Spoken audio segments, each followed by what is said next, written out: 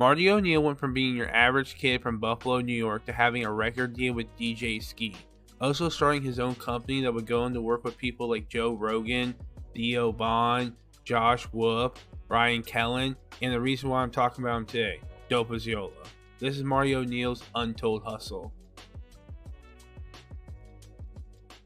Marty O'Neill grew up in Buffalo, New York, and Marty grew up as a normal kid in the 90s, playing sports, hanging out with school friends, plus he had good parents. And a cool thing about Marty's dad was, he was a Buffalo Hall of Fame guitarist, being part of multiple bands.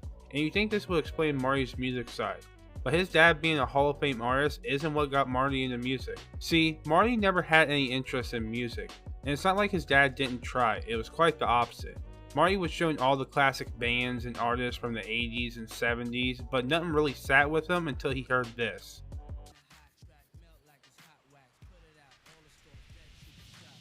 When Marty heard hip-hop for the first time, the same passion his dad had for music, Marty finally found in hip-hop. And he wouldn't have anybody to actually share that passion with besides his adopted brother. But he wasn't always Marty's adopted brother. Before that, he was adopted by Marty's family and spent summers with him, and it wasn't like they didn't know each other, they always were around each other. Like I said, spending summers together, and they had the same interests. And because of this, Marty would start to pursue his passion more, with rap and basketball, starting to make his own rap songs and getting more into basketball, and eventually getting his own rap career. But unfortunately, same can't be said about his brother. You know, like they related. What a weird relationship. Just he's literally just getting passed to families. And so even while he was within, while he was being fostered, he came in, he's being fostered 9, 10, 11. He gets, you know, put into a different school, all this. Like there was still times where he got kicked out and he went back in the system. Like when I was playing college basketball, he got kicked out for like threatening my aunt or some shit. Went back in the system, went to a house, got kicked out of that house, and then ended up deep on the fucking east side on Glenwood and Box or some shit.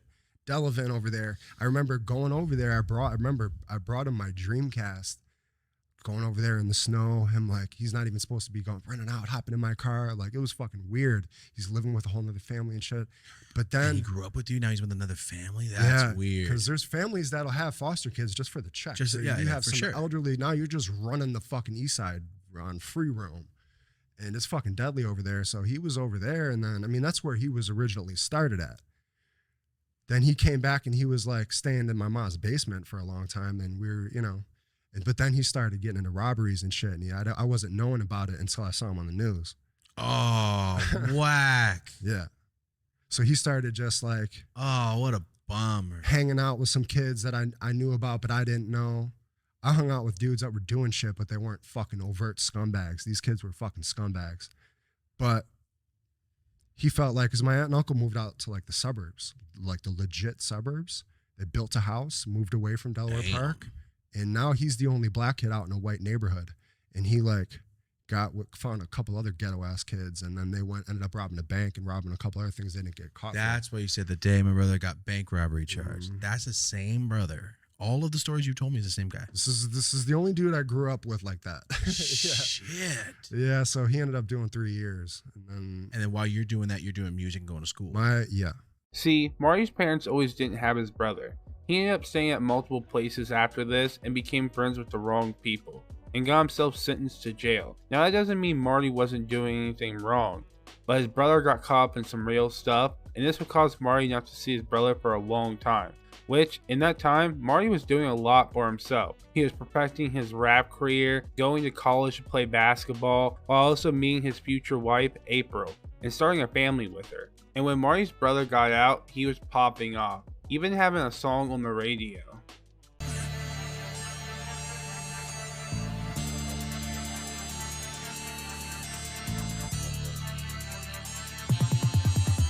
It's time to bring them out, time to bring them out. And if you heard last week, show you know what this about. I said it's time to bring them out, time to bring them out. And if you're living in the low, then you know what we about.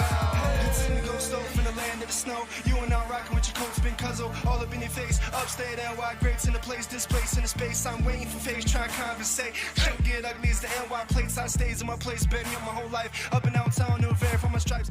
That was Marty's song that got played on the radio in Buffalo. See, over the years, he was hustling and perfecting his craft of rapping, which was finally paying off. Even getting a meeting with legendary hip-hop DJ, DJ Skee. And not too soon after making a name for himself in Buffalo, people outside of New York was paying attention to him. And there was a point where every time Marty went into the studio, he was doing it for a business deal. And that's because Marty was using a website called Blaze Track, which was a platform that would take artist music and put it in movies, TV shows, video games, and this would give the artist a chance to make royalties on their music without having a big record deal.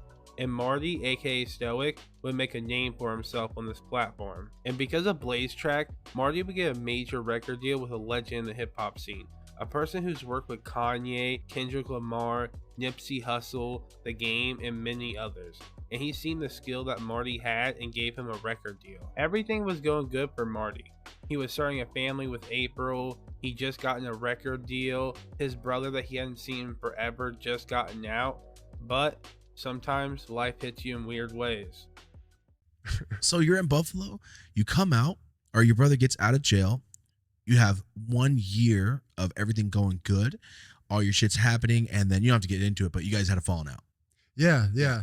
So it was when I got my record deal with DJ Skee.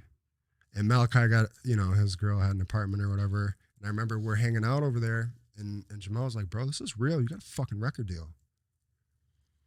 But he wanted me to basically leave April and Ariana and the three of us go move out to fucking California. He's like, because he had a job. He didn't have any responsibility. My uncle hooked him up with a job when he got out. So he didn't have any bills. He was making money a little. I mean, when I say making money, he was making the money you make when you have a job and don't have bills. Got you. And my uncle is a professional accountant. So when he got out, he had his shit together for him. Good.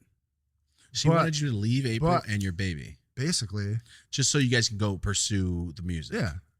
On some, and I mean, no. So that's what I said. And he got real fucking offended because he didn't like, mind you, I had just gotten married. He's my best man. Both these fools are my best men at my wedding. He was out for you to get married? Mm-hmm. Oh, okay. He was my best man. After having a falling out with his brother and his friends, Marty would only have one way to go, forward, and that's what he would do.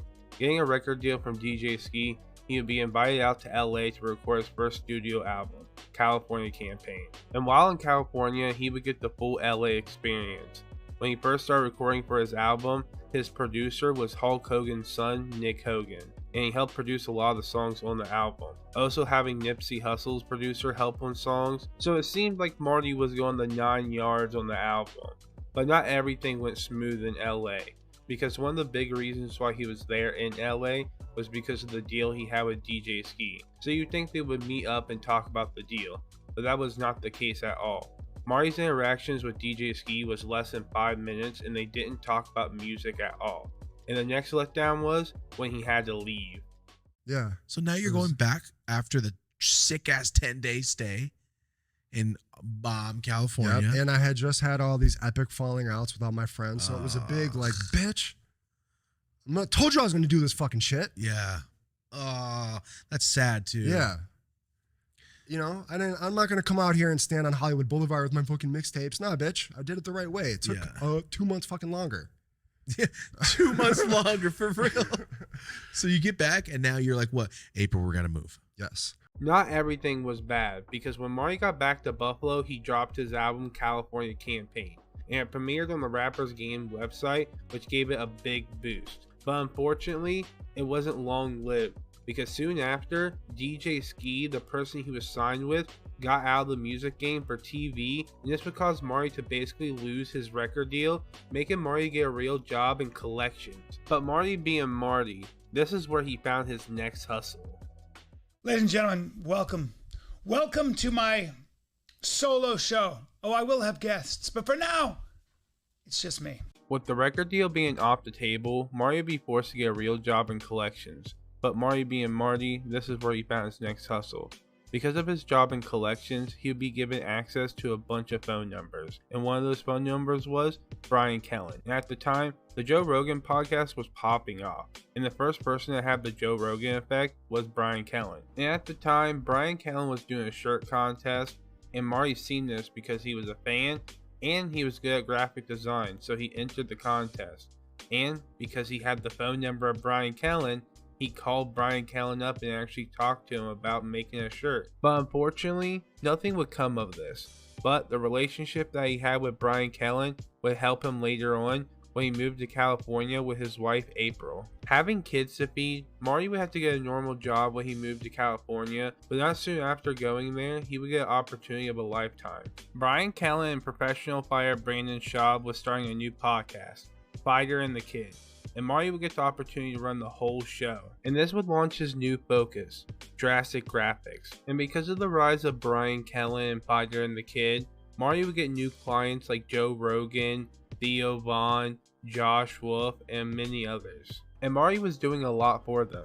Everything from social media posts, ad campaigns, billboard designs, everything you don't really think about, but is very important when having a podcast and doing live shows. And Marty was doing all of this while raising kids and going back to college for graphics to make his skills and company better. This is why when you talk about Marty O'Neill, you gotta mention his hustle. But Marty's name and company was about to explode when he met this certain person.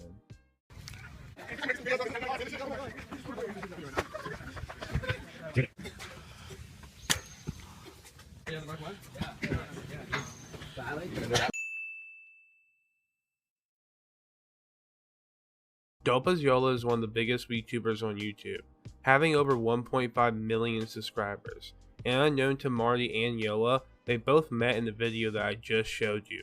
That was uploaded in 2014, but they wouldn't re-meet until years later, when Marty was doing really well for himself. See, after years of being in the podcast world, Marty was looking for something different. And when Dope as Yola was starting his new podcast, the Dope as Usual podcast, this was Marty's chance. Dope as Yola was looking for someone to do the behind the scenes stuff and be the co-host for the Dope as Usual podcast. And this is what Marty was looking for. Something more than he was doing, but he also liked doing the behind the scenes stuff. So it worked out perfectly. And with Marty on board, the Dope as Usual podcast skyrocketed, having over 58 million views on YouTube and being one of the biggest Spotify podcasts. But Marty's story doesn't end there, because not only is the Dope as Usual podcast doing better every day, Marty's done some pretty crazy stuff outside the podcast world. Like helped shoot a Super Bowl ad that got seen by 110 million people, and helped shoot countless music videos. And this is why when you talk about Marty O'Neill, you have to mention his hustle. He went from being a random kid in Buffalo, New York to having a music career, being a co-host on a really big podcast, working with celebrities, and helped shooting a Super Bowl ad. If Marty O'Neill's story taught you anything, it's that anyone can do this, even you. Let me know down in the comments what you think about this video, and let me know if you learned something new about Marty. And until next time, peace! She said I could have it. 2016 little bitch, I'm a savage. Johnny Depp sue a bitch, make all the baggage. Then I feel like a motherfucking bandit. RIP, just walk out perks.